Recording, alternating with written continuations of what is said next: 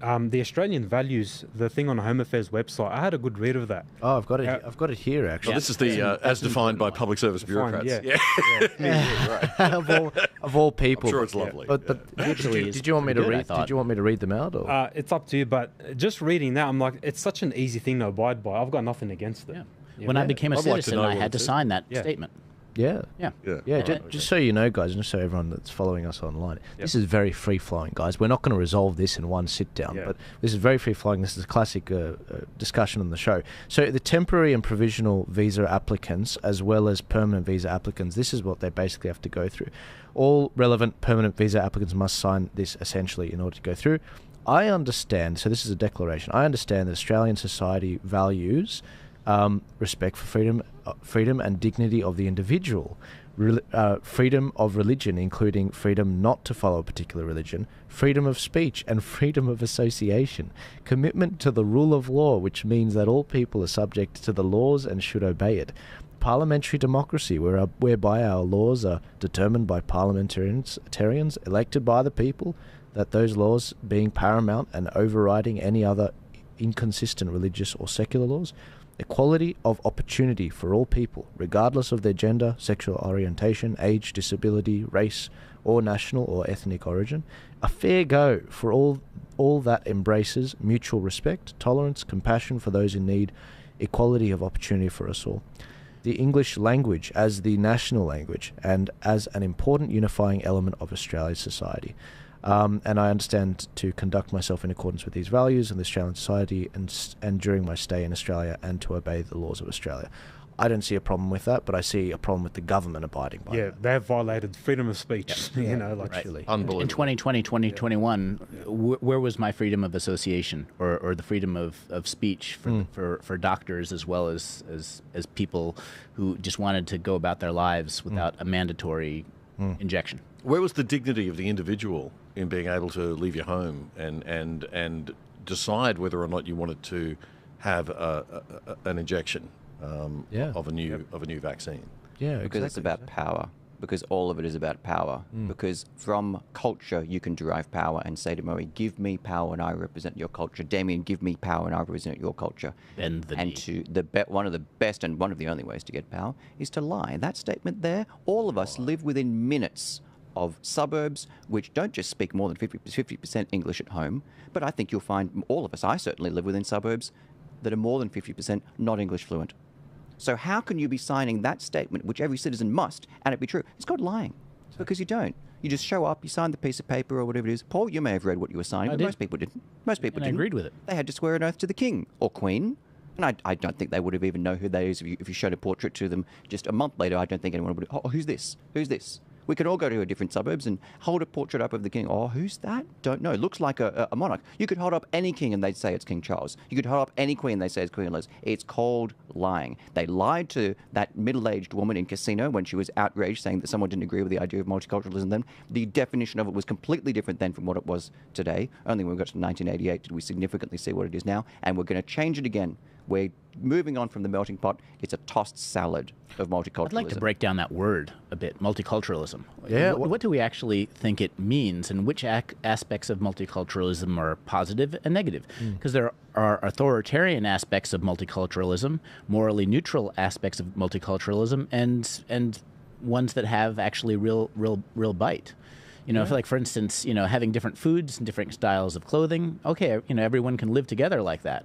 But if you have differences where you have to bend the knee to certain, gods or fundamental disagreements that cause violence, well, then that's a problem. So, I mean, maybe if we could break down the word a little bit. No, I totally agree. And I think, look, a culture is, derived, and a people are derived by that. Land they come from and their history and the language that they come from and their traditions that they've passed down.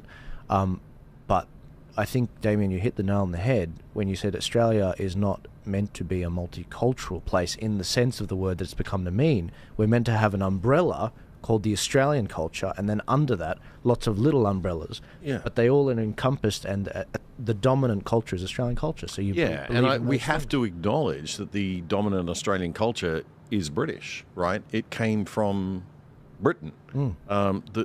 We don't acknowledge that. We don't.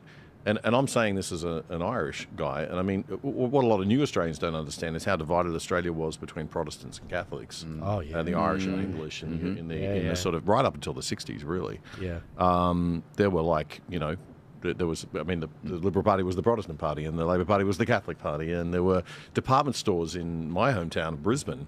There was one department store that was the Catholic department store that hired all Catholics, and that's where they shopped. And then there was a department store across, I'm not kidding, diagonally across the road that was the Protestant one, and that's where they all shopped. I mean, but we've got to acknowledge that Britain, that our values didn't just fall out of the sky, right? They're not. You don't just go, oh, here, this is how all countries operate. Yeah. And so now, and I think that's because most people haven't travelled outside of Australia. They haven't been to 50 countries like you. Yep. I had a multi-regional, multinational job for a long time, and I got to travel to 25 countries. You really see the difference, right? Yeah. This is a special place, and it's a special place because it was built on a rule of law that was established through hundreds and hundreds, maybe thousands of years of evolution and trial and error and lots of error. And lots of bloodshed, right, to kind of get there. Yeah. And so you can't just turn your back on that and say we don't have a core culture. Yeah. We have a really important core culture. We need to define it, and we need to stand by it. Yeah. And you can't define it with Kamala words like dignity of the individual, you know, free speech and association. It has to be much more specific than that. We have to be okay about saying these are our core values. You know, and defining them. And I think 3 that we could start with would be freedom, peace, and prosperity. And there's a lot in those, right? Because peace speaks to our rule of law and our parliamentary system that says, you know, instead of, I mean, why is the Westminster system evolved? Right, it evolved so that you didn't have violence. So instead of people having riots in the street and beating each other up and having wars, you had a place where you could go and debate and argue and agree, and then you know, everybody respected that institution until the king suspends it and gets Cromwell to fix things. Okay, I like the American style system. There's that, right? And I guess the point I'm making is when you start to get to a point where you start to look at the institutions and you don't have any faith in them anymore, that they're not representing you because you've got a uni party. Or you've got 2 parties that, you know, you've got an opposition that isn't being an opposition. Yep. They can't even stand up and say it's wrong to not let somebody like Candace Owens into the country just because she has some different views. You know, we're not even going to let her speak here. I mean, let's think about it. That's insane. Yeah, it's a mother of 3. Yeah, well, that's another topic we've got to go into. I mean, you know, I don't know if you guys have been paying attention to this, but Candace Owens, once again, whenever Joel tries to put on a tour on, it's just like, well, let's fire everything at it. You bring basically. problems. Yeah, you're a